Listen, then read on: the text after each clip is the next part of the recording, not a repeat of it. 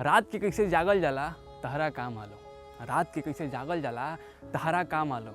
जिंदगी कैसे जारल जाला तहरा का मालूम। तू तो खाली घर में बैठ के रोटी पकौले बाड़ो। तू तो खाली घर में बैठ के रोटी पकौले बाड़ो। घाम में कैसे पाकल जाला तहरा का मालूम। घाम में कैसे पाकल जाला तहरा का मालूम। लाठी गोली बंदूक तो कमजोर की निशानी हो। लाठी गोली बंदूक तो कमजोर की निशानी हो। बात से कैसे मारल जाला तहरा का मालूम। बात से कैसे मारल जाला तहरा का मालूम। तू खाली कबूतर मुर्गी पोसाइल देखले बाड़ो। तू खाली कबूतर मुर्गी पोसाइल देखले बाड़ो।